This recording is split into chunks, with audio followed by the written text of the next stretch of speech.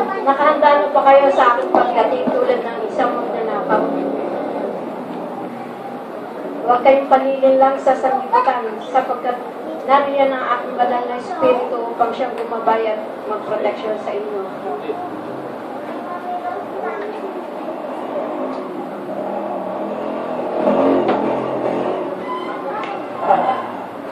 Ang binuksan ko ay walang taong makapagsasara. Ipamuhay ninyo ang aking salita. Yun ang inyong gagawin. At sundin ang aking kalooban. Huwag kayong matakot sa darating. Ako ang bahala sa inyo. Good morning mga kapatid. Ana, na-experience niyo si Kay na Glory ngayon. Janet, si Ana at si Didi, taga Singapore, taga Miami, Florida, si Janet. Magharap kayo! Kasi yung sinasabi ko sa inyo, yung si Kay na Glory, yung sarap ng pagsamba. Hindi pwedeng bayaran yun, hindi mo mabibili yun. Ang Diyos, naglalagay siya ng presensya. Ang tawag doon si Kay na Glory. Ma-experience mo yung sarap ng pagsamba, kaya hindi ka a-absent sa pagsamba. At naipapamuhay niyo ba ang aking mga salita? Do you have the life of faith? Yan ang message sa atin ng Panginoon eh. Live a life of faith. Ikaw ba ay may buhay na ng pananampalataya? Kasi kailangan mag-inventaryo tayo. Assess yourself. Ilagay mo anong level ka na ba? O kailangan mag-level up ka pa? Kasi ikaw ang hahatol sa sarili mo eh. Ikaw ang mananampalataya. Nasaan na ba yung faith mo? Nakakapamuhay ka na ba talaga ng buhay pananampalataya? Ang buhay na ikinabubuhay mo ngayon ba sa laman ay pananampalataya? Lahat ba ng Word of God gusto mong gawin? Lahat ba ng kalooban ng Diyos masaya kang ginagawa? Pag nasasagot mo ito ng oo, nasa mataas na level ka na. Pero kailangan i-upgrade pa, makarating tayo sa 9. Kasi walang makakarating sa 10 eh. Pagbaba lang ng Panginoong Hesus, siya yung 10 eh. Yun ang magpupuno sa so. Nasa level 9 na ba tayo? Check ourselves. Lahat ba ng pumapasok na pera sa iyo, may tipan ka na ba ng ikaputando? Member ka na ba talaga ng mystical na katawan ni Kristo? O hindi pa? Yung bang pananampalataya mo nakatutok sa Word of God talaga? Sa lahat ng sitwasyon ng buhay mo, Word of God ba sagot? Ang katuwiran mo, Word of God ba? Ang solusyon mo, Word of God ba? So, nando ka na sa 9. Kasi kailangan ma-level up mo sarili mo. Kailangan tignan mo sarili mo kasi meron tayong pananampalatayang ibinibigay ko sa inyo na pananampalataya ako. Hindi tayo mamamatay. Alam niyo, mataas yung pananampalatayang yun. Pero kaya. Lahat ng gusto natin ibibigay ng Diyos eh. Delight in me and I will give the desires of your heart. If my words abide in you and you abide, ask anything, I will give it to you. It is done unto you as you believe. So naniniwala ba tayo na hindi tayo mamamatay? Kasi kailangan sagutin mo sa sarili mo yan. Kung naniniwala ka, simulan mo na yun. Bago ka matulog, pagising mo, yun ang prayer mo. Yun ang prayer ko, yun ang prayer nyo. Panginoon, salamat po, hindi kami mamamatay lahat. Buhay mo kami kukunin, Lord, salamat po. Pagising mo, ganoon din, Lord, buhay pa ako. Purihin ka, Lord. What a lovely day, a blessed day today. Glory, hallelujah. Araw-araw yun ang sabihin mo, napakaganda ng araw mo. Sisimulan mo to ng pagluwalhati sa Diyos, napakaganda ng araw. Hindi yung buhay mo'y malungkot. Lelempoy-lempoy ka, walang energy. Nasa yung decision yan eh. If you want to energize, just have the life of faith. Have the life of faith. Energize yun eh. Mag-i-energize ka. Ang ating bang pananampalataya ay totoo na. Totoo bang naniniwala ka? Nung tanggapin mo ba ang Panginoong Hesus, susunod ka sa lahat ng kautusan. Kailangan masagot mo yan eh. Ang buhay ba natin, buhay na ng pananampalataya. Tandaan nyo, minsan lang tayo mabubuhay. At kung mamamatay, minsan din. At kung hindi mamamatay, minsan din. At ang pag-asa, isa lang. Ang pananampalataya, isa lang. Ang Diyos, isa lang. Ang katawan, isa lang. Ang Espiritu, isa lang. So, isang beses, walang karma. Kasi yan eh, paniniwala ng Hindu. Halimbawa, masama ka ngayon, mabubuhay ka maguling, ipis ka. Tapos pag namatay yung ipis na yun, binigyan ka na naman, mabubuhay ka na naman, sama ka na naman, daga ka. Kapag naging maganda buhay mo, makakasama mo na yun. Walang karma, kalukuhan yun. Minsan lang ang buhay. Babasahin ko ha. Ephesians 4.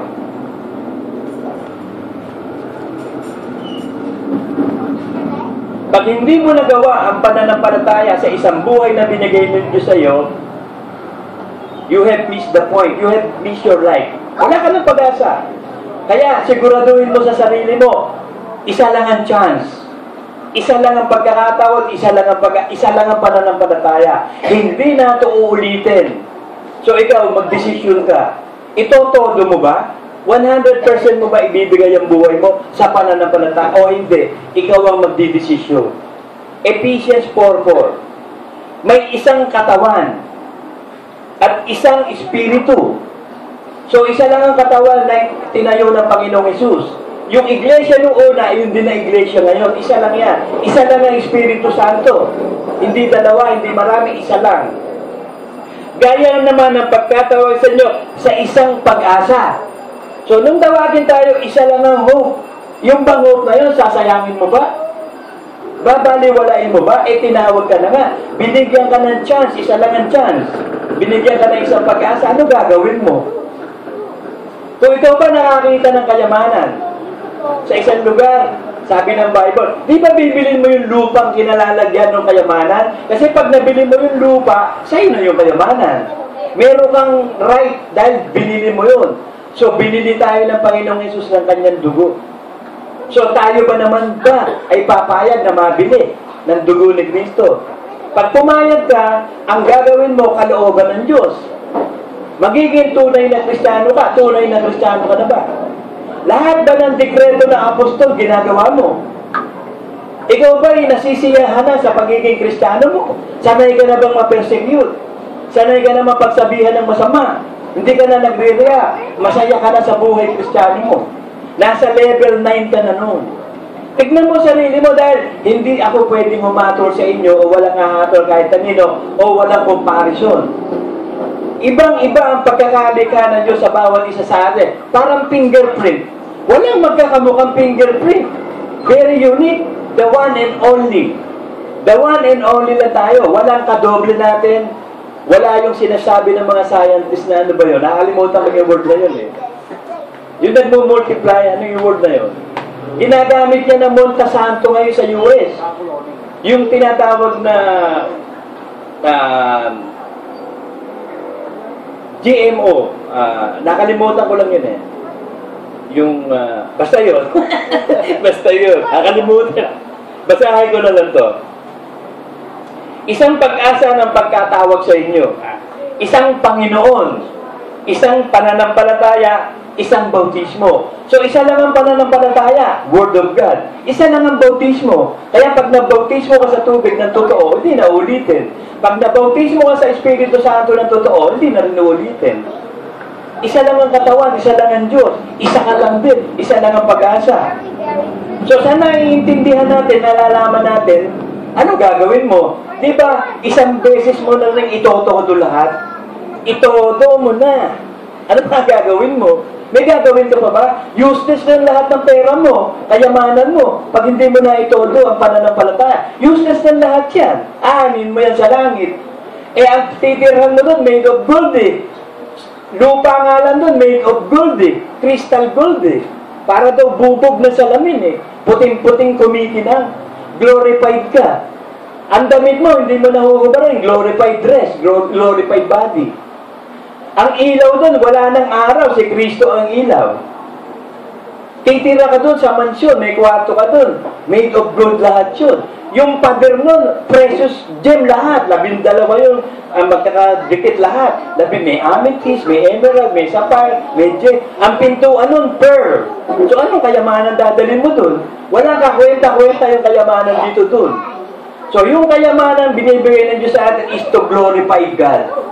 Yun lang ang purpose nun. Sundin ang kalooban ng Diyos dito sa lupa, ganun din sa langit. Kaya yung ibinibigay sa ating pagkakataon, huwag nyo sasayangin. Blessed are those whose hope and faith is in God. 1 Peter 1:21.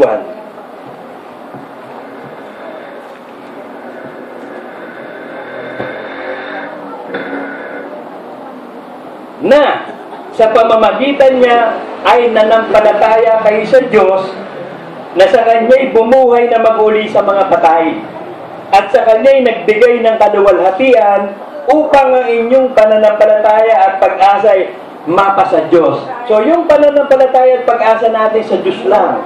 Kaya meron dito sinasabi, mapalad ang walang ibang inaasahan kundi ang Diyos. So nandun ka na ba sa level na yun? Wala kang ibang inaasahan kundi ang Diyos. Si Pedro, magaling lumangoy si Pedro. Nung makita niya naglalakad ang Panginoon sa dagat, nakita niya, naglahabi ni Pedro, Panginoon, lalakad ako. Sabi naman, halika, naglakad siya. Nung makita niya, malakas ang hangin, tubig, lumubog siya. Pero ang pag-asa niya, nasa Diyos pa rin eh. Kahit nakalakad si Pedro at lumubog, ano sabi niya? Panginoon, tulungan mo ko. So, ganun din tayo eh. Kahit nagtatagumpay tayo sa buhay, sa lahat ng bagay, minsan matatalo ka, lulubog ka. Pero yung hope and faith mo na kanino ba? Nasa Diyos. Ano kung lumubog ako? Ano kung matalo ako? May Diyos naman ako. Lord, tulungan mo ko. Hindi ginamit ni Pedro yung expert niya sa paglangoy o pagsisid. Sumisisid ng tulya yun eh. Mangingisda yun, pero ba't nung lumubog? Hindi niya inisip gamitin ang power niya ng paglangoy na bumalik sa barko. Ano sabi niya? Panginoon, tulungan mo ko. Tinulungan siya, inangat siya. Kasi nawala yung faith niya eh. Minsan nawawala faith natin eh. Pero you have the life of faith. Na kahit lumulubog, kahit nawawala ang faith, nandun pa rin ang faith sa Diyos. Tumatawag ka pa rin lagi. Any moment, any time of your life, ang Diyos ang tinatawagan nyo. Kaya binigyan tayo ng gift of faith eh. Ng pananampalataya, binigyan tayo ng bautismo sa Espiritu Santo. Any seconds, you can pray. Kahit saan lugar ka, you can pray. At ang pananalangin mo, tama. Ang pagsamba, tama. Nasa tono lagi. Pag inaawit nandito yung Panginoon, for thou God, thou art worthy, yung deng, deng, deng, deng, pipick upin ng Espiritu. Papasok na yung sikay na glory, mararamdaman nyo na yung sikay na glory. Pagdating sa speaking of tongues, nandun na. Relax na, payapang-payapa na. Yung espiritu ng kapayapaan at kagalakan, lalagay na ng Diyos. Yun ang sikay na glory. Sa bawat iglesia na may Diyos, nararamdaman ang sikay na glory. Pero kahit ang gagaling ng singer, ang gaganda ng instrumento, wala ang Diyos doon, walang sikay na glory. Instrumental, mechanical lahat na. Hindi pagsamba sa espiritu at katotohanan yun. Pagsamba ng tao yun, hindi pagsamba ng Diyos. Kasi ang Diyos sumasamba sa Diyos. Ang ibig sabihin, ang banal na espiritu sasamba sa Ama sa pamamagitan ni Kristo. At ang dadaanan ng Espiritu Santo, yung katawan ni Kristo. Kasi ang Panginoong Yesus hanggang ngayon sumasamba sa Ama sa langit. Hanggang ngayon nagpe-pray yung Panginoong Yesus sa Ama. Kaya pag sumasamba yung katawan dito, yung Holy Spirit pinipick up yung pagsamba at sumasamba ang katawan, umaakyat sa langit, nag-aalay si Kristo ng pagsamba sa Ama. Sikay na glory naman ang binibigay ng Diyos. Kaya kung walang Espiritu Santo, walang bautismo ng Espiritu Santo, walang pagsamba sa Espiritu at katotohanan. Ang iglesia walang gift of tongues, walang pagsamba sa Espiritu at katotohanan. Hindi pwede. Kasi sabi, hinahanap-hanap ng Ama ang sasamba sa Espiritu at katotohanan. Dahil ibig sabihin, totoong sumasamba sa Espiritu Santo. Ang Espiritu Santong nasa atin, sumasamba sa Ama sa pamamagitan natin, sa kapangyarihan ng Espiritu Santo, sa pangalan ni Jesus. Ibig sabihin ng pangalan ni Jesus, the way of Jesus Christ. Pag sinabing pangalan kasi, paraan eh. Hinuhuli kita sa ngalan ng batas. Ibig sabihin, hinuhuli kita sa paraan ng batas. Babasahan mo yan ng Miranda, what do you call that? You have the right to remain silent. You can have an attorney, but anything that you say will be used against you in the court of law. The Miranda rights. Yun ang way. Yun, dahil sabi niya, di ba, hinuhuli kita sa pangalan ng batas. Di ba? Ganun din. I cast you out in the name of Jesus Christ. Pinapalaya kita sa paraan ng Panginoong Jesus. Kaya sinabi sa pangalan, ibig sabihin the way. And Jesus is the way, the truth, and the life. So ang pamamaraan ng buhay natin, salita ng Diyos. That is the life of faith. Nagagawa na ba natin yun? Pag nagagawa mo na yun, nasa level 9 ka na. Malahat pagbaba ni Kristo, buhay kang kukunin, rapture ka. Sabi ng Psalm 84:5.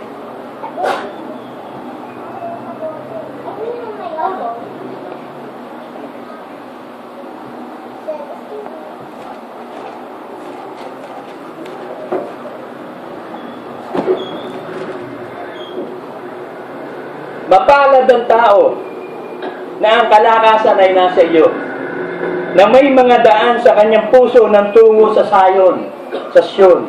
Mapalad daw ang tao na ang kalakasan ay nasa iyo, na umaasa lang tayo sa Diyos. Ang kalakasan natin galing sa Diyos, hindi sa sarili mo. Bagamat kaya mo, humihingi ka pa rin ng tulong sa Diyos. So, kalakasan ng Diyos, hindi ikaw. So, nagaganap mo isang bagay sa pamamagitan niya, humihingi ka lagi ng tulong.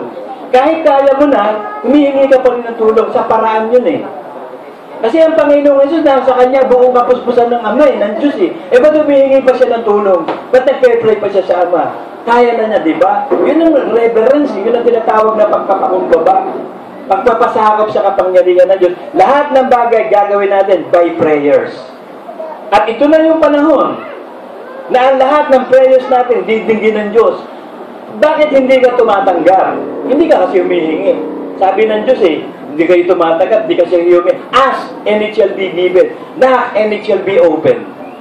So, gawin mo pananampalataya. It is done unto you as you believe. So, ito na yung panahon eh. Panahon na ng pag-ani. Sabi ng Acts 1:7, may panahon ng Diyos eh. Naglalagay siya ng mga bawat panahon. At itong panahon ito, ang ibinibigay sa atin, panahon na ng pagpapala at kasaganaan. Panahon na ng paghingi ng anumang kalooban ng Diyos. Acts 1:7. So kung tunay ka, sa tingin mo sa sarili mo, tunay ka sumusunod sa Diyos. Talagang anytime, lahat ng pera tinatanggap mo, iniikabot handog mo agad. Pag linggo, sumasamba ka, maagap ka dumadating, nagagala ka sa pagsamba mo. Lahat ng ginagawa mo ayon sa Word of God, nasa level 9 ka na.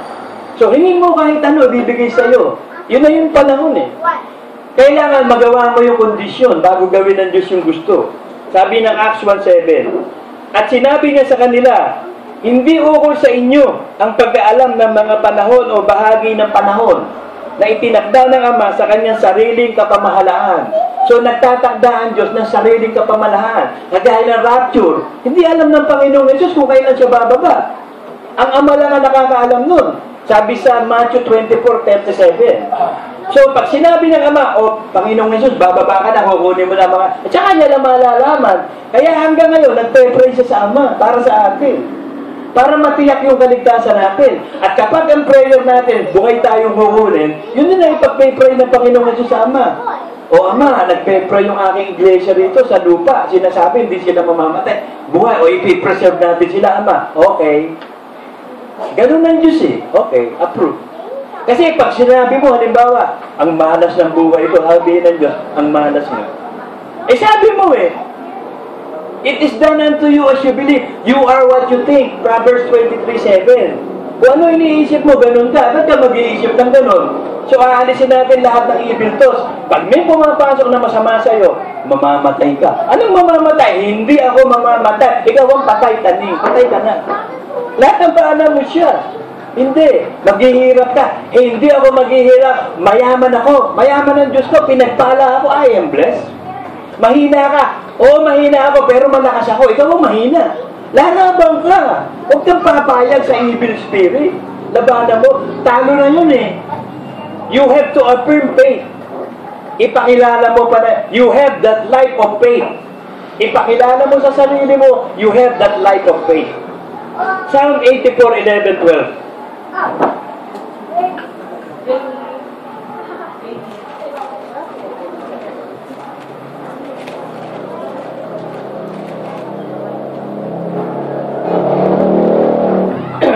Sapagkat ang Panginoon, Diyos ay araw at kalasag. Ang Panginoon nagbibigay ng biyaya at kaluwalhatian. Hindi siya nagkakait ng anumang mabuting bagay sa nagsisisilakad ng matuwid. So kung ikaw ay sumusunod sa Word of God, lahat ng mabuting bagay ibibigay ng Diyos. Walang masama. Ang nagbibigay ng masama ang demonyo. Sa totoo lang, alam nyo, there is a laws of God na walang mangyayaring masama sa atin. Kaya may mangyayaring masama, pumapayag ka kasi. Eh yun ang gusto ng demonyo, gagawa siya ng masama, eh pumayag ka. Eh di, sabi na Diyos, pumayag ka. Pahintulutan mo, yan ang loob eh. So if you have that faith na hindi mangyayari, hindi mangyayari. You have that power. Sabi nga, kung magiging pananampalataya mo, buto ng mustasa eh. Pwede mo utusan yung bundok, tapo mo sa dagat, napakatindi nun. Buto pa lang ng, ibig sabihin, nakikita yung faith. Ibig sabihin, you have that life of faith. Practicein mo para lumaki. Parang muscle yan eh. Pag hindi ka magbubuhat ng barbell, hindi lalaki muscle mo. Magbuhat ka ng barbell, lalaki yan. Eh, dahan-dahan lang baka sumobra naman ang laki. Mas malaki pa yung muscle mo sa iyo. Bakit na kailangan talaga mag-practice ka? You have practice. Pananampalatayaan mo yung ang importante, prayers. Practice faith in prayer. Ano man ang gusto nyong hingin, pasalamatan mo na, nasatanggap mo na, Matthew 21:22, mangyayari sa iyo. Halimbawa, ano ba gusto mo? Huwag rin yung sabihin mo, papugiin ka kung pangit ka, o Diyo. O pagandahin ka kung pangit ka naman. At maganda ka na naman eh. Pangit ka nga lang sa kanila, pero sa sarili mo, maganda ka, di ba? O. Ano ba? Halimbawa, gusto mo, ano gusto mo? Name it, we have it, sabi na Jesus. Name it, we have it. Ask anything, I will give it to you. Nalalaman natin, tinatanggap ng Diyos ang lahat ng prayer. Bakit nakakalugod tayo sa Kanya? 1 John 3:22. Tsaka 1 John 5:14. Ginaganap natin ang kalooban niya, lahat ng hihingi natin, ibibigay niya. Lahat ng mabuting bagay, ha? Hindi siya humingi ng masama. Yung iba, humingi ng masama, eh. Lord, sana yung kapitbahay ko, maghirap na, yabang, eh. Masama yun, eh. Sana ma-aksidente na yan, ang yabang-yabang, eh. Kaya taning mo sabihin nyo, oo, kaagad din taning mo. Walang masamang pananalangin, ano? Halimbawa, be practical. Halimbawa, lahat naman tayo gusto natin maraming pera, magagandang damit, masarap na pagkain. O di yun ang sabihin mo, Lord, bigyan mo po akong pera pambili ng magandang damit. Salamat po ah. Lord, bigyan mo po ako ng pambili ng masarap na salamat po ah. Kasi nandun sa gratitude ang pagpapalago. Ang pagmumultiply is in the gratitude. Kasi nangyari ito ka sa Panginoong Jesus eh. Pinatigil niya yung halos 5,000 mga lalaki, hindi kasama babae at lalaki. Sabi ng mga apostol, meron kami dito 5 tinapay, 2 isda. Sabi ng Panginoon, sapat na yan. Okay, paupuin lahat. Pinaupo na, relax. Ano ginawa na ba? Aka na yung 5 tinapay at 2 isda. Dinaas niya sa Ama, nagpasalamat siya. Ama, maraming salamat sa sinupply mo sa aming pagkain. Ano nangyari? Nag-multiply. Kaya kapag ikaw nagpapasalamat sa masamang nangyari sa iyo, nauubos yung masama. Pero pag nagpasalamat ka naman sa mabuting nagaganap sa iyo, dumadami yung mabuti. That's the secret of multiplication. Gratitude. Ayaw ng Diyos ng subtraction at division. Multiplication. Kita mo, He multiply. Nanganak siya. Kasi halimbawa, meron kang aso. Manganganak yun, di ba? Ang gusto mo mag-multiply. Paano nag-multiply? Nanganganak. So, paano mag-multiply nyo? Di manganganak. Sino ba unang ipinanganak? Si Kristo. Ikaw ay anak ko ngayon, ipinanganak kita ngayon. O ano sumunod na ipinanganak? Tayo na lahat. We are born of the Spirit. Anak tayo ng Ama ng Espiritu. So, dumadami ang Diyos through panganganak. Being born again and again and again and again. Hindi reincarnation. Kasi ang paniniwala ng Hindu, para ba yung tubig? Diba, magpata ka ng tubig. Pagbaksak nun, bilog yun eh. Tapos tumatakbo, puro bilog yun, ang dami. Sabi nila, ano kaya sikreto nito tubig na to? Reincarnation. Kaya sabi nila, kailangan maabot natin yung pamumuhay spiritual. No sense gratification. Huwag bigyan ng ang ligaya ang laman. Kaya sila vegetarian. Hindi sila nagpapapatay ng hayop. Vegetarian, kaya payat na bumain na kulang na kulang sa protein. Pero talagang very powerful ang mind. They have that power of the mind. Pag hinawakan nila elepante, hindi makagalaw yung elepante. Yung isa pumasok sa loob ng aquarium eh. Ang iniisip niya daw, kaya niya nakakaya, bato siya. Eh, ang bato, hindi naman humihinga yun. Eh, paano malulunod yung bato? Sabi niya, bato ako. Kasi yung mind niya, very powerful eh. Nag-meditate siya, bato siya. Nakatagal siya doon sa aquarium. Kasi nandun ang power ng yoga eh. Kung ano yung iniisip din nila, kaya lang diabolical power. Hindi katulad natin, kung ano yung iniisip natin nangyari, by the power of God. Sila hindi, diabolical eh. At meron silang rosaryo. Ang rosaryo nila, walang krus. Puro beats lang na bilag. Makita mo, maghahaming sila ng Om, Om. The name of God is Om.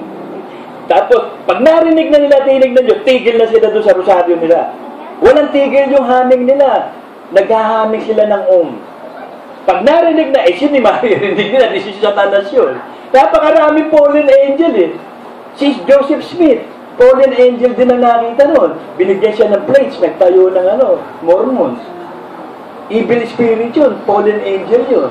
Ang dami, yung lahat ng manguhula, na nanguhula, fallen angel yun Lahat na nakakakita ng mga fallen angel yun. Kaya nga sabi, si Lucifer din, angel of light, pwede siya magpakita na siya isang angel of light Pero si Lucifer ay masama. Ang imahinasyon ng tao, ang tingin nila sa demonyo, may buntot, may sungay. So yun na yun nangyari. Di yun na pinakita ni Satan, may buntot pala ako sungay, di sige, may buntot sungay ako. Pero perfect in beauty. Ang demonyo is perfect in beauty. Lilikha pa ba ang Diyos ng mga anghel na pangit? Lilikha ba ang Diyos ng pangit na mga pumangit sila because of themselves? Pinili nila yung ganong itsura. Pero napaka-perfect ni Lucifer. Perfect in beauty. Sabi nga si Absalom daw, napakagwapo, parang anghel. Di ang gaganda na anghel. Pero we are more than angels. So mas gwapo tayo, mas maganda tayo doon. We are more than perfect to them. We are like Jesus Christ. Kaya sabi, pag nakita mo ang Panginoong Jesus, magiging katulad ka niya. At kung sino man na nag-aasam ng ganito, maglilinis sa kanyang sarili. Sabi sa 1 John 1, 2, 3. Huwag mong iwa 1, 2, 3 ang Diyos. 1 John 1, 2, 3 lang. Walang 1, 2, 3. So, para mangyari ito na hindi tayo mamatay at pagpalain tayong lubos, susunod tayo sa Word of God. The rest of our life, maglilingkod tayo sa pagsunod sa Word of God. Magsanay ka. Para na sa ganun, supernatural behavior ka. Halimbawa, may nag-persecute sa'yo. Sasabihin mo, Lord, ano ba Word of God dito? Pagpalain mo yung nag-persecute sa'yo, okay, Lord, pinagpapala ko. Tapos na, okay na. Nasunod mo yung Word of God. Pero kung damdamin mo, do not react to situation. Ibig sabihin ng react, gaganti ka, but response. Iba yung reaction sa response. Response, you will be responsible na gawin ng Word of God. Pag may sitwasyon na ganap, hindi mo gusto, do not react, but response. Iba yung response Ang gagamitin mo, magre-respond ka by the Word of God. Yung react, hindi. Magre-react Mabubuhay yung dati mong pagkatao. Magiging natural behavior ka. Wala ka sa supernatural behavior. Ang gusto ng Diyos, life of faith, supernatural. Ang buhay natin, laging Word of God. Ang salita ay naging laman. So, yung salita ng Diyos, naging tayo, naging laman. Kaya ang anak ng Diyos, naging laman, naging si Kristo Ganun din tayo, dahil tayo katawan ni Kristo, naging laman. So, pagsasanayin mo yun. Pagsasanay ka, we have only one faith, only one hope, and one life. Make sure we hit the jackpot. Siguraduhin mo, bakit ka ba nagsusugal? Di ba para manalo? Ako, adik ako sa sugal nung araw. Maliit pa akong bata, sugarol na ako Kapag kakaling ko sa eskwela, nagkaka-recruit ka agad ako Pag uwi ko rito, hindi pa ako nakagubad na pa, nagtatanching na ako Lahat ng laro sa baraha, alam ko. Kaya hanggang ngayon, pag naglalaro ako sa tabsi, poker yung laro ko. Kaya minsan makikita mo doon may makikita ka doon na nag-receive akong ganito. Kasi part yun part yun ng old life. So, pero nung tawagin ako ng Diyos, lahat yun, wala lahat, inalis lahat because of faith. Ang tagal kong nag-drugs, 13 years old up to 28 years old.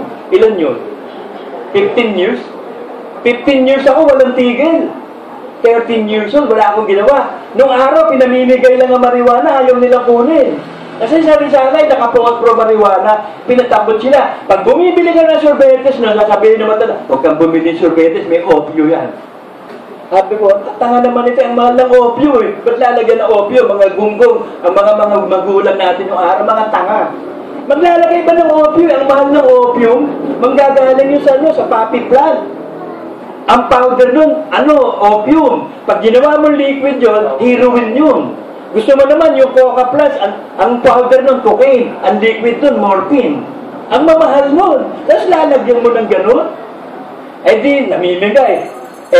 Curiosity kills the cat Sa sobrang curious ko, kaya nga ang epekto nitong marijuana.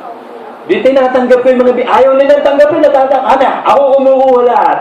Puro dahon lang ang iniibig ko nun. Ba, okay, tawa ka ng tawa, saya-saya. Gutom ka lagi, kain ka ng kain. Saya-saya nyo. Curiosity kills the cat. Habang yung curiosity ko na tumagal, ayaw, naging addict. Hindi mo na nabitawan yun from 15 years. Kaya pag kami, lahat ng mga duro, downers, uppers, acid, lahat na, tinetesting mo, subukan kahit ano. Alak, marijuana, gamot. Hanggang sa dumating na yung panahon, namimiss ko na yung sarili ko. Kaya minsan, pag nagtatanungan kami ng bagala, pare, ano ba trip mo? Ano ba gusto mong tama? Sabi ko, trip ko, gusto mong tama, isa lang. Ano yun? Gusto ko normal ako. Sila, gusto ko downers. Parang ikaw, uppers. Ayoko ng uppers. Gusto ko down. Ako gusto ko normal. Hindi na ako nagiging normal eh. Gusto ko namang ma-experience yung normal ako. Kasi alam niyo nung mga araw kasi, iba yung mga durugo nung araw eh. Pag durugista ka, nasa high class ka nung araw eh. Nung araw, pag hindi ka nagmamarihuana, hindi ka tanggap na society. Nung araw, mga pulis, pinaiitit namin, umiitit eh. Halimbawa, may mga pulis sa paligid, pare, iitit ang mga pulis. Hanggang sa dumagal-tagal na ang mga pulis nanguhuli na, nagkakapere. Pero nung araw, nung panahon namin, mga babae, lalaki, hindi magkakakilala, nagyayapusan. Peace make love network nung araw talaga. Yung mga hippie nung araw, inabot namin. Ngayon, puro mga hipping gulelat na eh. Puro mga rapping, mga, kung ano-anong mga, nauuso ko ano, wala na. Puro mga kulelat na pagka-hippie. Hindi natanggap na society ngayon ng hippie na kulelat. Wala na, tapos na yung iron na yun. So, kailangan masanay. Kung saan ka kasi nasanay, doon ka masasanay. Pag nasanay ka magdudurog, doon ka nasanay ka magpakabanal. Nasanay ka manampalataya. So, doon ka pa. So, yun ang sinasabi ng Diyos sa atin. Magsanay ka sa kabanalan. Ibig sabihin, lagi mo ipapamuhay yung Word of God. At ang pinakamagandang mabisang pamumuhay niyan, reject the evil thoughts.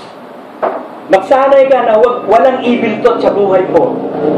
Ang magiging natin, no worry diet. Kakain tayo ng no worries diet. Ang kakainin natin, laging no worry. Relax lang lagi. Masaya ka lang lagi. Para kang bata. Para kang lagi nakaitit. Mariwana. Wala kang iniintindi. Kung hindi, ang masarap, Lord, ang sarap ng buhay, pinagpaalala mo kami. Masaya, pamilya, mabuti ang lahat ng nangyayari. Kahit may nakikita ka masaya, I don't see evil, I don't hear evil. I am good, I am blessed, I am happy. Basta spirit-filled lagi. Walang evil. Puro mabuti at masaya sa Diyos.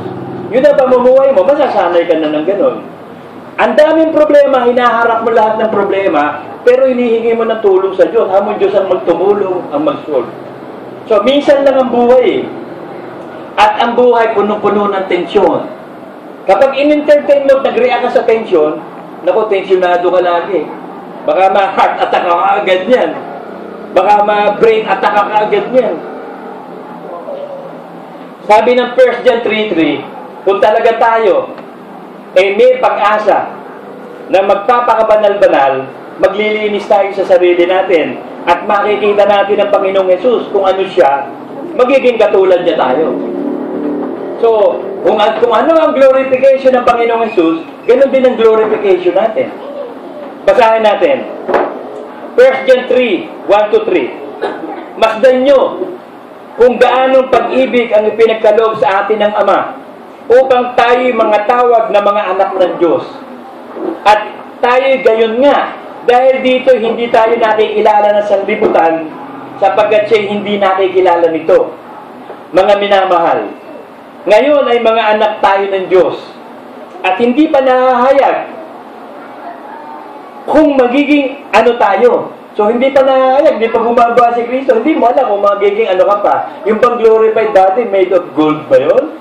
Made of platinum ba yun? Made of silver ba tayo? Ano kaya? Hindi pa nahahayag. Kung magiging, nalalaman natin na kung siya'y mahayag, tayo'y magiging katulad niya. Sapagkat ating makikitang gaya ng kanyang sarili. So, ang sarili mong mata ang makakakita sa Panginoong Hesus, sabi niya ni Job eh. Makikita ng aking sariling mata ang pagliligtas ng aking Panginoon. Hindi mata ng iba, mata ko. Si Job pa lang may revelation na ng rapture. Si Job napakatindi ng hirap na dinaanan. Pero nakita nyo lumalabas sa bibig niya. God give it and God take it away. Glorify God. Hindi nagkasala si Job kahit anong masamang salita laban sa Diyos. Ang naging pagkukulang lang ni Job, ayaw niya ng birthday niya. Sabi niya, Panginoon, buti ba ng birthday? Kaya sabi niya ni Solomon, mas mabuti yung pagtatapos kaysa simula. Mas mabuti yung death birth kaysa sa birthday. Mas mabuti daw yun. Kaya yung birthday na yan, sabi ni Job, walang kwenta yung birthday. Kasi yung mga anak niya lagi nagbe-birthday celebration, namatay lahat, happy birthday celebration. Alam niyo, hindi masamang mag-birthday celebration. Kung may pa-celebrate ka, eh kung wala, eh wag na. Katulad ng mga nung araw, yung matatanda, pag fiesta, ang gusto nila, nangungutang para may ipakain sa iba. Ang ito naman mga inimbita, di kumain na kumain pag labi. Hindi naman masarap yung handaan. Lipat tayo doon sa iba, masarap doon. Pagkatabi, hindi rin masarap. Wala kwenta yung handaan. Kumain na, pagkatapos nanisip pa. Pagkatapos kumain, hindi naman masarap yan. Sa birthday, pag umatin ng birthday, hindi naman masarap yung ano eh. Pag umatin ng kasala, sabihin nung nagpakasal, hindi naman maganda yung regalo sa atin dito, baso lang, tsaka pitchen. Siguro ano lang yan, mga 280 lang yan. Kuripot, nagbigay na nga, sabihin mo pa, kuripot. Buti nga umatin eh. Ang tao, alam nyo, napakahalaga ng oras.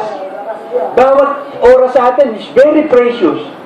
Meron kang gustong gawin eh. Tapos humingit siya, buti nga, binigyan mo ng chance na puntahan mo siya eh. Doon lang, okay na regalo yun eh. Halimbawa, meron kang handaan, nag-imbita ka, yung pumunta lang yung inimbitahan mo, okay na. Kasi tayo mga tao, tamad tayo magpupunta. Gusto natin, gawin yung gusto natin. Kaya kapag may sumingit sa'yo at nag-inukayan mo yun, okay na yun. Eh, ang tao talaga, ibang klase, no? Pag naghandaan, talagang kainan. Ayoko na makipag-fiesta niya, hindi na masarap ang handa eh. Kasi ganun kami, ganun ako eh. Kaya ako sinasabi eh. Kasi noong araw, kapag January 20 doon, pinupuntahan namin tita namin, ang yaman nun eh, nakakumita. Ang mga handa nun, sugpo. Tapos mga Caesar salad, fried chicken, puro masasarap lahat. Paano pumunta kami ng nakaraan, wala na. Pinakakain sa mga judge na lang niya at abogadong kakilala. Ay, kung hindi na pala tayo counted dito, ayoko na mag-fiesta. Hindi na tayo mamimiesta. Eh, gano'n naman ang tao, di ba? Pag namiyesta, gusto mo masarap eh. Ay, pag hindi na masarap, ayaw na eh. Sa birthday, sabihin, atin ka dyan sa birthday na, hindi mo masarap magluto yan. Biruin mo, gano'n ang tao, tao yun eh. Hindi ka talaga makatao nga eh. Natural yun. Pero pag naging supernatural ka na, at bibigyan mo ng kaligayahan ng Diyos. Ang susundin mo, Word of God. At bibigyan mo ng kaliwalatian ng Diyos. Minsan lang tayo mabubuhay eh. Hindi ito uulitin. So kung hindi mo pagbubutihin, hindi mo tatatagan ng pananampalataya, eh para sa inyong chance, di ba? Amen?